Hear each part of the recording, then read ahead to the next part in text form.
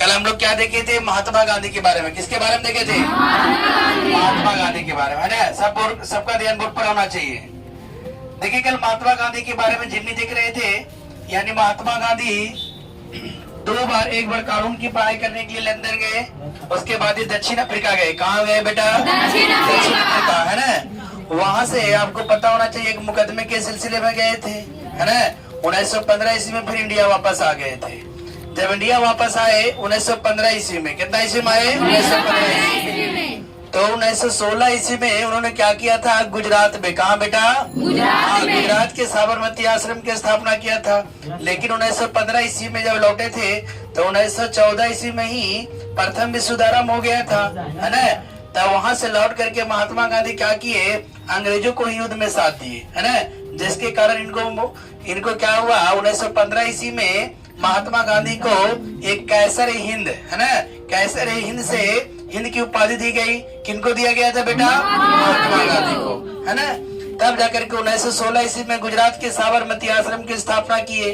और इधर प्रथम विश्व 1914 से 1918 तक चला था, बताए थे आपको। इसी युद्ध में ब्रिटेन क्या किया, है ना? हमारे ब्रिटेन का उपनिवेश हमारे देश पर था, तो क्या किया बेटा कि हमारे देश के सैनिकों को, है ना, हमारे देश के सैनिकों को सैनिक में, है ना, हमारे देश के सैनिकों और किसानों को सैनिक में भर्ती करके युद्ध में भेज रहा था।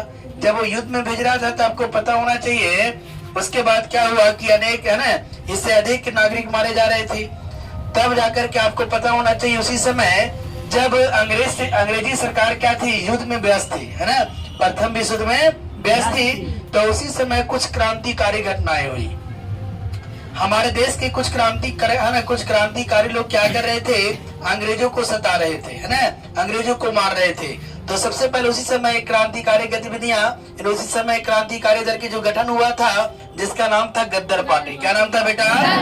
1913 ईस्वी में गद्दर पार्टी की स्थापना लाला हरदयाल के द्वारा, किसके द्वारा किया गया? लाला हरदयाल के द्वारा, है ना? उसके बाद आपको पता होना चाहिए जब ऐसी ऐसी क्रांतिकारी घटना घट रही थी तब जाकर के उस समय हमारे देश का, भारत का गवर्नर जनरल जो था वो लॉर्ड, है ना, लॉर्ड चेम्सफोर्ड था, है ना? और मुख्य न्यायाधीश का जो काम कर रहे थे वो सिडनी रॉलेट थे, है ना? और उसी समय 1917 ईस्वी में, कितना ईस्वी में बेटा? 1917 ईस्वी में रूसी क्रांति हो चुकी थी। तो रूसी क्रांति के बारे में जब भारत का गवर्नर जनरल यानी लॉर्ड चेम्सफोर्ड ने सुना तो उसको लगा यार इंडिया में भी क्रांति हो जाएगी। इसीलिए इस क्रांतिकारियों को रोकने के लिए, भारत में ऐसे क्रांतिकारियों को रोकने के लिए एक क्या किया, है ना, सिडनी रॉलेट से बैठक करके एक कानून लाया। क्या लाया बेटा? एक कानून लाया। बात समझ में आ रहा है सबको? इस कानून का नाम था रॉलेट कानून। क्या नाम था बेटा? सब बोलो, क्या नाम था बेटा? रॉलेट कानून। अब हम लोग को जानना है कि ये दोनों के द्वारा रॉलेट कानून जो लाया गया इसका नियम क्या था? इसका नियम क्या था?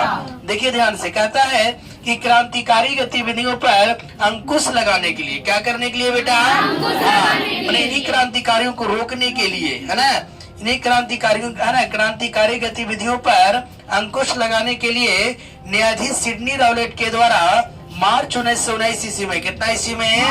मार्च 1919 ईस्वी में रॉलेट कानून पारित किया गया, है ना? जो इसके अनुसार, किसके अनुसार बेटा? हाँ, यानी रॉलेट कानून के अनुसार, है ना? जो इसके अनुसार किसी भी व्यक्ति को शक के आधार पर, किसके आधार पर? हाँ, शक के आधार पर गिरफ्तार किया जा सकता था और उस पर गुप्त रूप से मुकदमा चलाया जा सकता था। बात समझ रहे हो, है ना? तो इस प्रकार से जब कानून लाया गया तो भारतीयों पर अत्याचार और बढ़ गया। क्यों? क्योंकि सबसे बड़ी बात थी कि ना कोई सबूत, ना वकील, है ना अपील, कुछ नहीं होता था। अगर जिस बंदे पर शक हो जाए कि वो क्रांतिकारी, उसे उठा लेते थे, हैं, शक के आधार पर। भाई कैसा कानून था कि शक के आधार पर गिरफ्तार किया जा सकता है और उस पर मुकदमा चलाया जा सकता है ना? जब ऐसा कानून आया बेटा तो भारतीयों ने इसका विरोध कर दिया। जब भारतीयों पर अत्याचार बढ़ गया तो भारतीयों ने इसका क्या कर दिया बेटा?